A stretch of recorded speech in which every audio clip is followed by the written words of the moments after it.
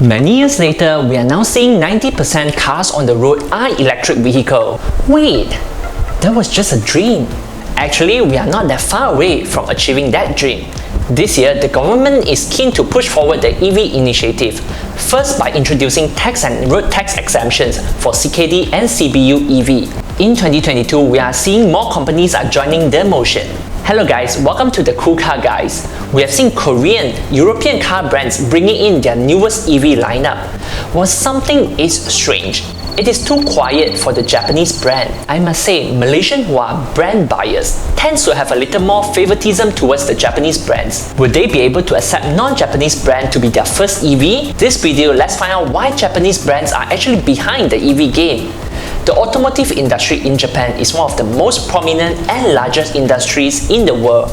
We must recognize the success of Perodua and Proton are due to the fact they are both held by Daihatsu and Mitsubishi, their successors.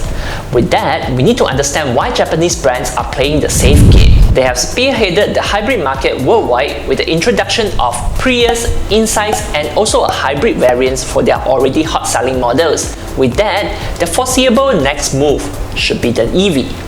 Indeed, their hot-selling Nissan Leaf is accounting for nearly 65% of all Japanese battery electric vehicles sold. However, it is merely a ripple and no follow-through. To understand what are their concerns, we have to look at, first, the environment. They are doubting electric cars' potential profitability and its effect to the environment.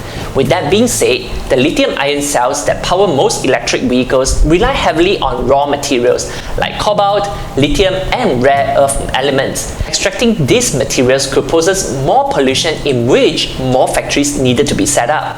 Weighing in the profitability and losses, the Japanese have chosen the conservative route, resistance to remove the hybrid engine. The shift from building hybrids to building all electric vehicles is not easy. With years of research and development being put into motion, they are trying to regain the country's enormous investment in hybrid technology and wait to see the consumer preference and, of course, the foreign regulatory regimes evolve before pushing the accelerator into EV development.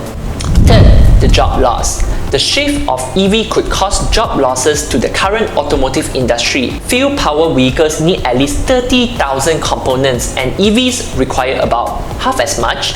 Not to mention, the rise of EVs will lower the importance of the auto industry pyramid, which relies heavily on the supply and demand chains. It lowers the barriers for any newcomers who want to tap into the automotive industry. Toyota CEO once says that the production of 8 million vehicles a year equipped with combustion engines, including hybrid and plug-in hybrid, would be lost. It is not grim and hopeless for the Japanese car makers. Toyota has just recently announced their EV strategies, unveiling not 6 but 16 battery-powered vehicles ranging from SUV to sports sedan. Toyota has also upped their investment to 298 billion ringgit Malaysia in the development of battery-powered vehicles. Honda also announces its EV strategy this year, starting with the introduction of EN series in China. There will be 3 concept models available: the EN Coupe concept,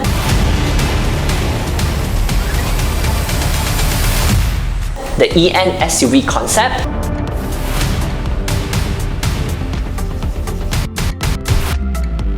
and the EN GT concept.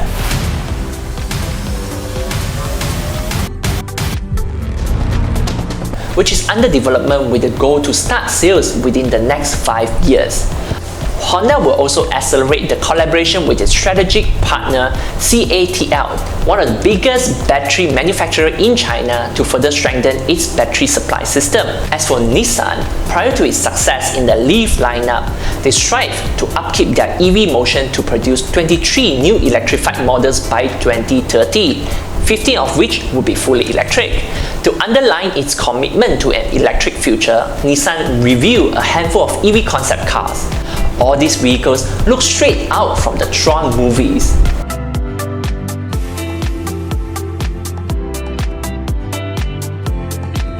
The Renault-Nissan alliance has also upped their investment to $26 billion over the next 5 years to stay competitive in the switch to a cleaner driving. In conclusion, the sense of caution runs in our blood, and we all know that And I also understand that Japanese car makers are being very careful with the EV initiatives as the stakes are high. Yet, I'm curious why they are not as aggressive as they used to be back in the 80s and 90s. But as I dig more, I began to understand they spent years building the brand and perfecting their engine technology. They want to craft and build the best cars for the consumers, and at the same time maintaining the company profitability without jeopardizing the existing automotive market. Finding the balance is indeed very difficult. Yet, we are seeing the three major car makers laid out their plans to catch up and embrace battery-powered vehicles. I personally can't wait to see what interesting concept cars will release soon. With that being said, thank you for watching. If you like this video, share with your cool car friends. Don't forget to subscribe and turn on your notification for any upcoming video. Until then, see you next time. Bye!